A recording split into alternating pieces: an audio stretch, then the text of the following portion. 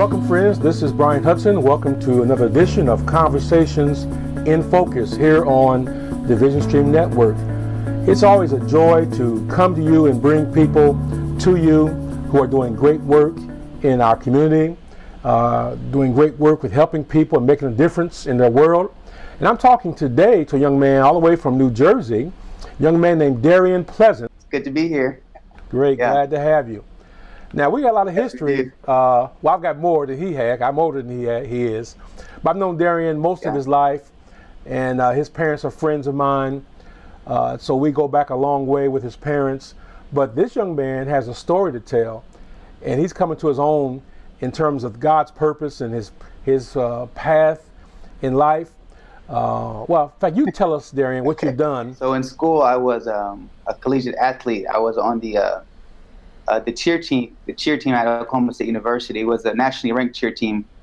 In fact, in 2015, we won the national title, which was really exciting and a big accomplishment at that point in my life. But I've been coaching cheer and teaching tumbling for about maybe 8 years now. So I spent a lot of time working with kids ages from 6 all the way up to 20 plus, and just helping to create better people and better athletes with that. So it's been exciting, and that was what I enjoyed doing. I enjoy working with people. I enjoy working with kids in particular, but at that time I found just a great passion coaching and working with kids. And you running the camp like you did all those years, the impact of working with young kids, working with kids and helping to develop those things. It's not just cheer that I was helping to develop. I was helping to develop them as young adults and young people, and as coaches, as camp counselors. These kids that are looking to you, sharing life with you, coming to you for all types of reasons. So it was a cool job. It was a rewarding job. So that's what I've done. That's what I did during school. I graduated in August 2017, which was a long accomplishment. My college road was not your typical college road. I ended up taking a couple years off, so I ended up finishing years later than all my peers, which was tough on its own, but I'm glad I was able to finish. And then after graduating in August 2017, I ended up moving back home November 2017, back here to New Jersey. And it's been a ride. It's been a ride. So now you mentioned the camp. Let me let the viewers know that when you were a teenager, you came to Indianapolis and you spent part of the summer with us in our multimedia focus media camp. And we held these media camps for 18 years during the summertime, training young people in media arts, photography, video production, graphic design.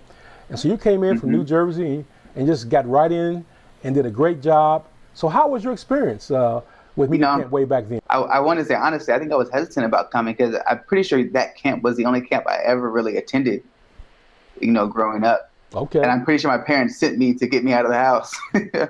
But it couldn't have sent me with a better family.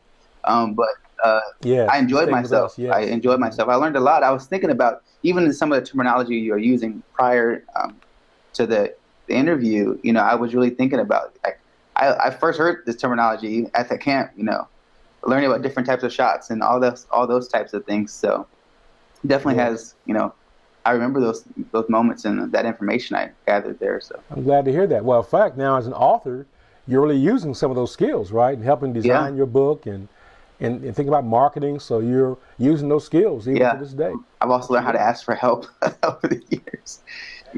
That's the big part. I'm not afraid to ask people who are better at it than I am to help me in those areas. So well, we've been mentioning the book now. Let's talk about this new book. It just came out. In fact, my copy came in the mail last week. It's called Pursuit: From Darkness to Light by Darian V. Pleasant. I want to focus now on the story behind this book. It's always an amazing thing when you feel to write a book, because it's one of the most important things we ever do. Writing a book involves everything you know and have learned. Requires discipline and organization of yourself. But the main thing here is there's a story behind this book. So my first question is to you, Darian, Why did you write this book, Pursuit From Darkness to Light? Thinking back about it now, I'm pretty sure it was an outlet.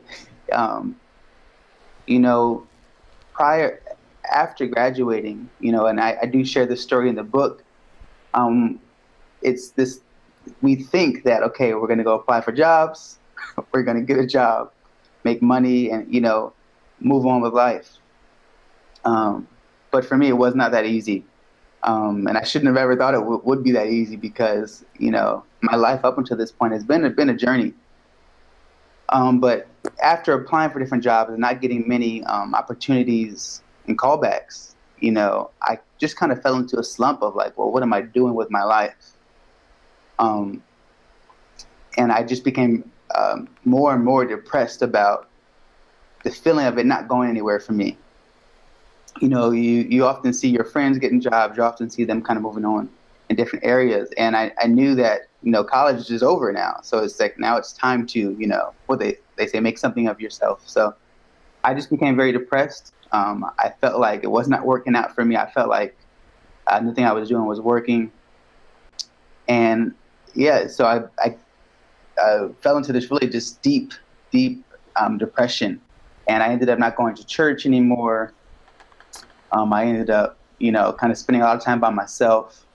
I mentioned in the book, at moments I was afraid. I was afraid to go to sleep at night just because of the torment that I would experience in the nightmares and just the darkness and fear that I felt. And I hated being awake because I felt very lonely throughout the day. And it was at this time that for about a 2-month period, the enemy just began to whisper to me just about thoughts of suicide. And the thoughts were basically, you know, like, well, you have nothing to offer.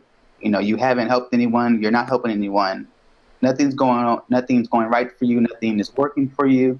So now, you know, what point do you have in living? And this went on for about 2 months, maybe 2.5 months. And I'll never forget, it was just one night when I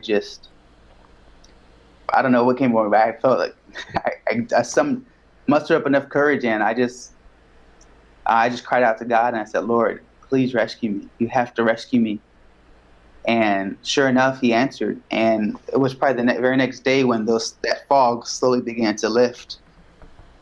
And not completely, it definitely took some time, but it was enough for me to kind of go back to church, start, you know, being around people again. And that's kind of when I made the decision to come home. It was never my initial intention after graduating to return to New Jersey, but I felt that it was something I needed to do just to kind of find restoration and healing that I felt like I wasn't getting where I was at.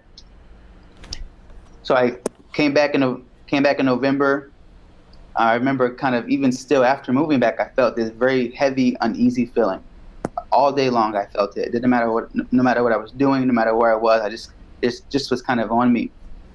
And I'll never forget driving home from my job at the time. I told God, I said, you know what? I said, I'm not getting out of this car until something changes. Because I know for a fact, if you're as real as you say you are, and if I am free, and if who the Son sets free is free indeed, I don't have to walk around feeling like this. So I said, I'm not getting out of the car until something changes. And I began to pray. I began to war over my life, praying in tongues, speaking encouraging words over myself, and just spending time with God. It was about 2 or 3 hours I was in that car.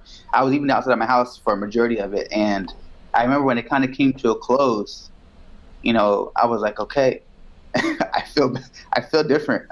This freedom came over me, this joy.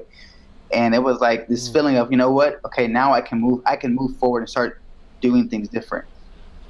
And that's when the Lord really started talking to me about the pursuit and what it looked like to really pursue after him, because I wanted this freedom. I didn't want the freedom that came one day and left another day. I wanted the freedom that was maintained. And I thought to myself, there's no reason why I have to go back and forth with this freedom. There's no reason why today I can feel free and tomorrow I feel trapped again. I don't have to do that anymore. So I submerged myself in the Word, and I just began spending every moment I could with God.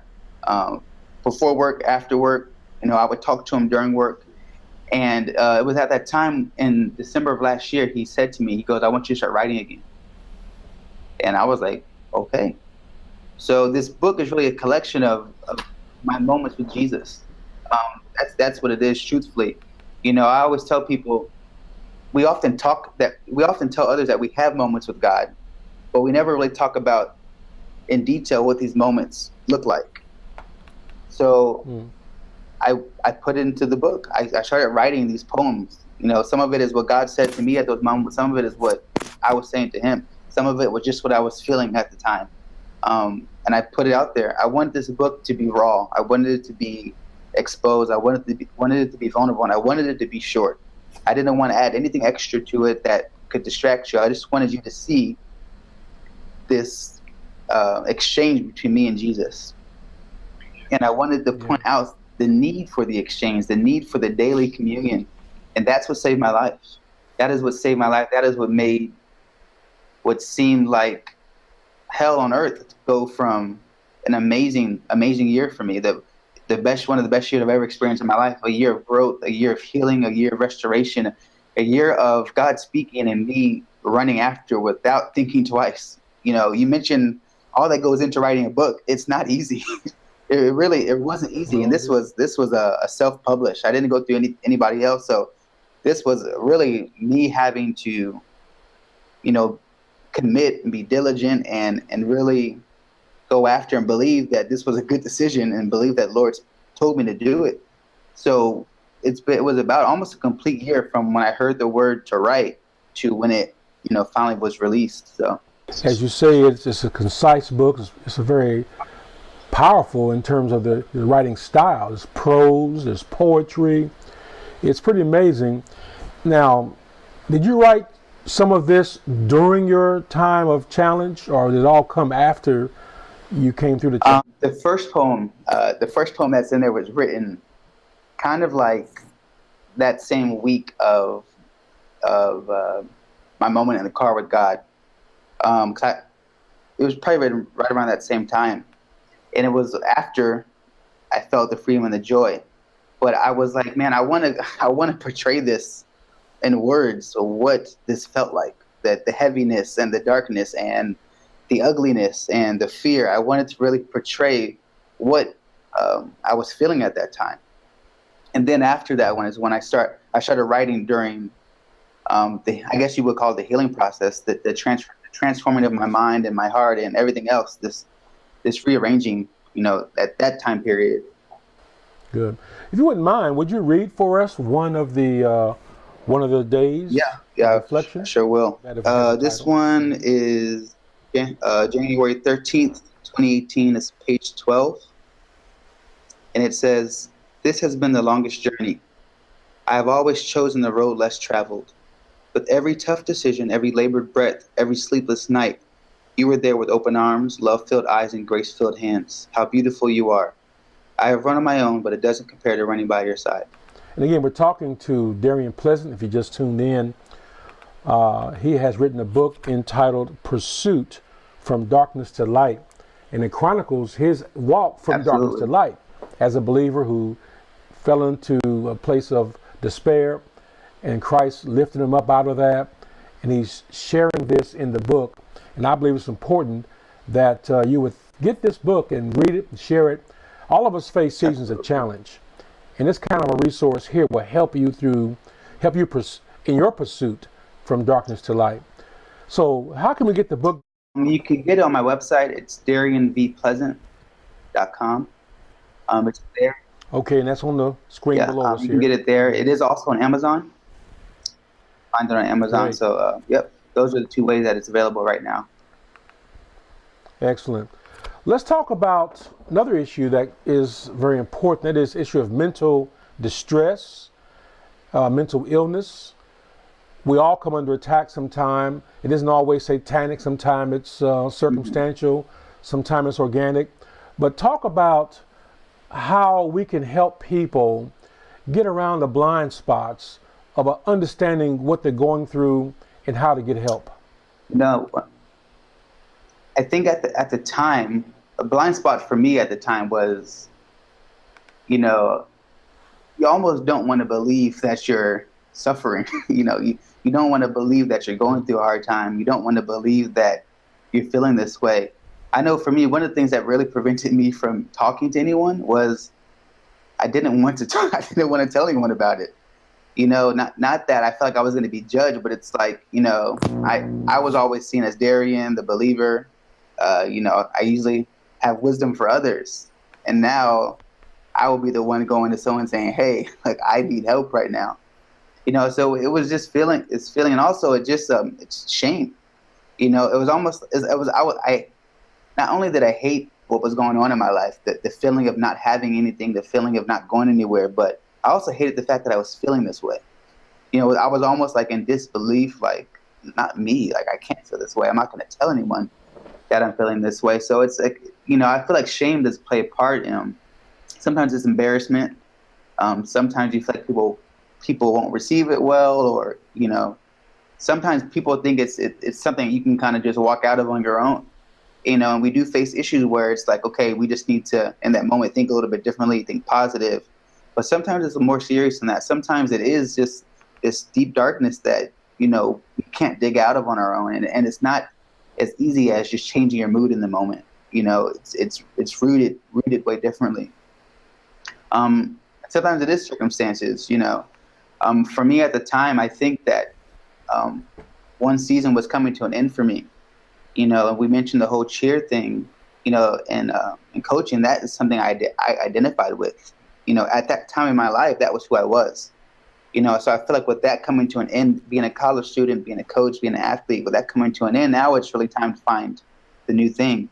So when you're being pulled away from something else, and now you're looking for your new identity per se, and you can't find it, for me, it just kind of put me in just this dark place of like, who am I? And going from this place of being sure of myself to being very, very unsure. So I think just some of the blind spots are just, you have to acknowledge that it's okay. There's nothing wrong with you. You're not broken. You're not damaged goods. And these were the thoughts that I felt. I'm not worthless. I'm not damaged goods.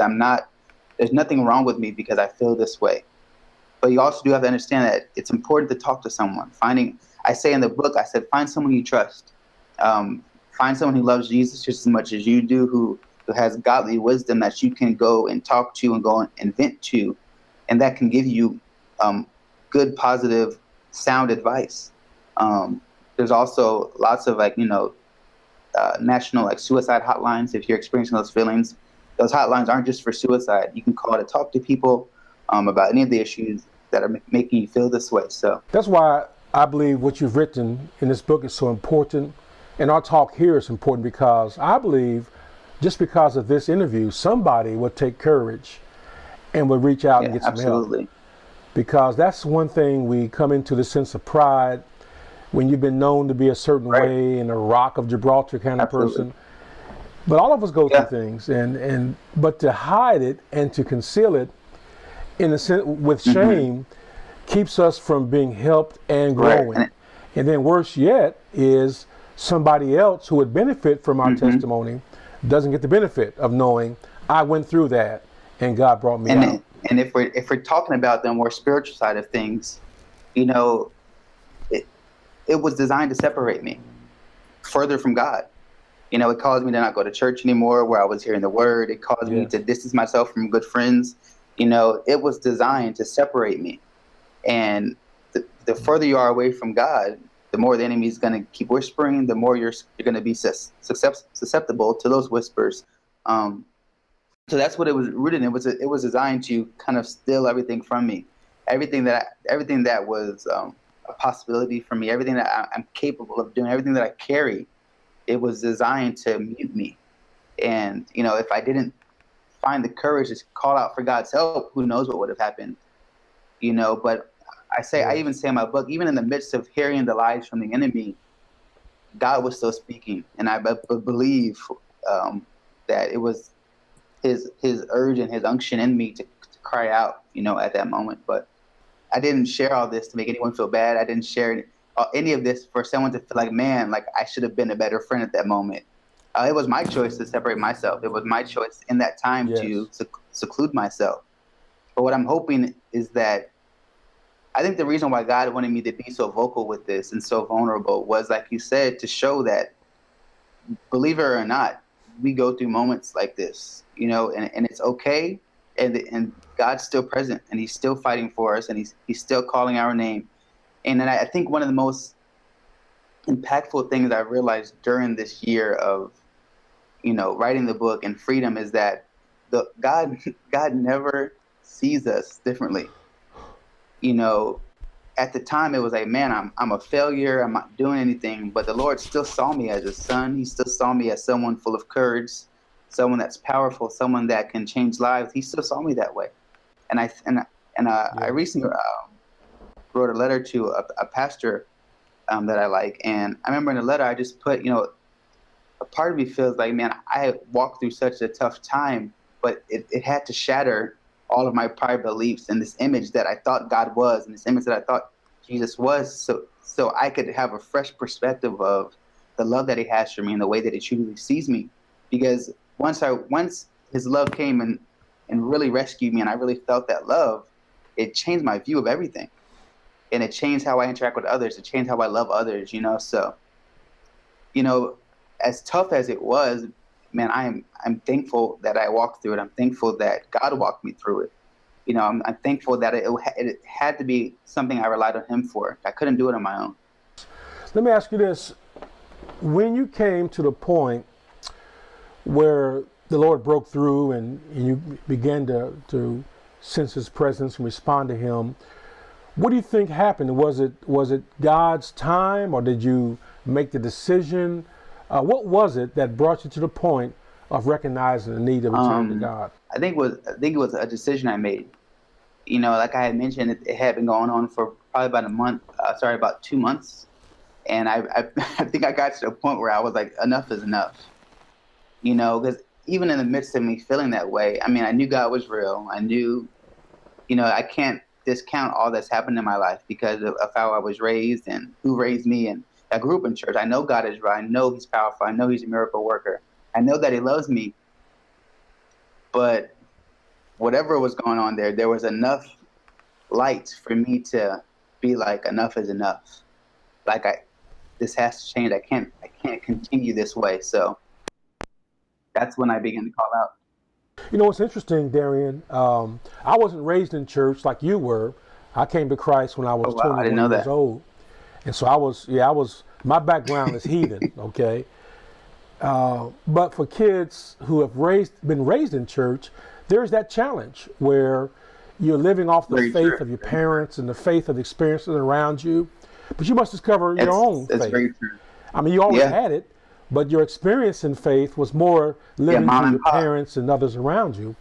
So talk to young people growing up in church about the necessity of their own walk with God. You're absolutely right. And they say that some of the toughest years and the most important years are the ones at college, the ones in your 20s. And I think I read a statistic one time that said, by 25, most young adults decide whether they're going to really live for Christ or not. But it wasn't, if you're living off of what you've been taught as far as mom and dad's faith, it's hard to establish roots of your own. It's hard to establish your own real belief system. And when that trial or hard time comes, you're going to fall over because in a sense, it's not real for you, And it wasn't until I moved away from home and got out of the house and went to college and I started facing these issues pretty much on my own that it was either your faith is increased and you dig deep, or you just kind of fall over. So it's important to really, get in the Word and understand God for yourself, understand who He is to you, understand what He says about you, and really establishing your identity in Christ for sure. And certainly the foundation that was laid for you, was always there, right? I tell people you never can fall lower than your foundation. Yeah, that's good.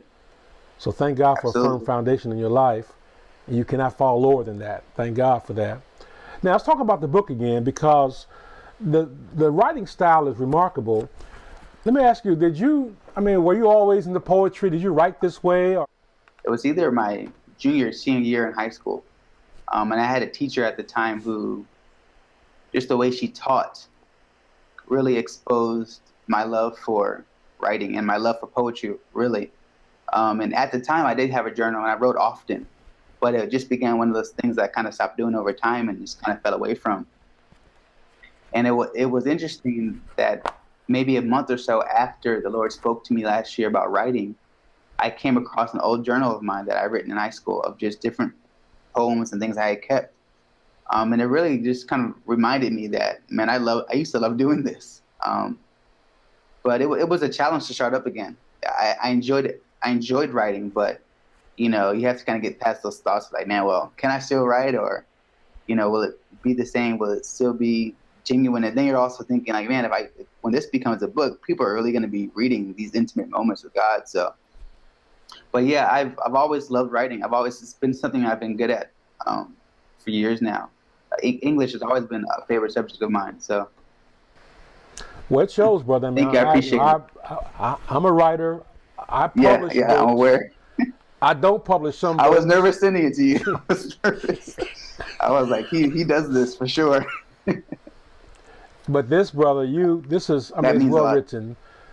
It is, because, it's a good package of, the content is good, the writing style is engaging. And I encourage you who are viewing and listening to get this book, Pursuit from Darkness to Light by Darian Pleasant, and you will be encouraged. And I would even suggest getting a book to give to somebody, because we all need the encouragement of God's word and an example of people who have been through something. And yet we all know people as well who can be encouraged by the same. So I want you to go to the Darian's website there on the screen below you. Log right in. You'll see it there. There's also Amazon.com. You can just go Amazon and put in Pursuit Darian Pleasant, and you'll see the book and purchase that. So I want you to engage with this young man. I want you to encourage him in his pursuit. I believe that this is the beginning, Darian, of a lot of good interactions for you. There's a principle I call convergence. It's when, convergence is when lines are not going parallel, but they begin to kind of go this way. At some point, they meet. And that convergence point for you appears to be your writing skills from high school days, your journey being raised in a godly home, your journeys in empowering and coaching young people, and now your journey in being open about your life. And so all these streams of wisdom and grace have come together into a convergence. So, brother, I want to encourage you that this is a good season for you. I'm excited. It's a good season for you. It really is. We're going to finish up here. Let me ask you to share any closing thoughts you have to our listeners and viewers about the importance of being open to God and being willing to be helped. I realized that as important as it is to read your Bible, as important as it is to know Scripture and the foundation that gives you, it's so important to be real and to be honest and to be vulnerable. Because I believe that what draws most people, especially this generation and the younger generation, is they're eager for a real experience with Christ. And I know for me, with the kids that I've worked with, what has worked so well is me sharing my own life and my own experiences and how real Jesus is for me. Because most of, Oklahoma is the Bible Belt, so a lot of them know Scripture. A lot of them are very aware. But, when you are vulnerable and open about your experience with Christ, I feel like it really just draws people in. So, the Lord spoke to me about 2019, and He said, this is a year to shine your light even brighter. And that's something we all carry. So I encourage anybody, any believer, to shine your light brighter, share your experiences, fall in love with giving, fall in love with sharing your testimony, fall in love with sharing what you've walked through, so other people can benefit and other people can know that, okay, I'm in a tough time right now, but it's okay right now, and the Lord still loves me. He's still with me. He's still walking with me. He's not far from me. So I think it's just important to remember how important being open, being real, being vulnerable is with people. So. Outstanding. I've been speaking with Darian Pleasant all the way from New Jersey, and we're connecting here online and recording this interview to play back what you're watching it now. And again, I want to encourage you to go to his website, Darian Pleasant. It's on the screen there. And you'll want to log in there and get the information about the book, Pursuit from Darkness to Light, and connect with him. And just, I'm sure he'll write you back. Absolutely. If you contact him, he'll contact you back. I want you also to let this be an example of the importance of reaching out for help, being open and honest with God, and letting him use the gifts he has already laid into your heart. Darian's writing gift has been there for a long time. And now that gift has come out in the form of this book. And I see him doing more of these types of inspirational works. So Darian, I want to thank you for coming on to Conversations in Focus. Thank you. Friends, thank you for watching Conversations in Focus here on Vision Stream Network. You want to go to our podcast and see both this conversation and previous conversations are available on iTunes and on Podbean and on TuneIn. You'll want to log into our website at visionstreamnetwork.tv and follow our various programs and be inspired by the various shows we have, both our shows, my shows, and shows from producers on our network. Until then, God bless you and have a great day.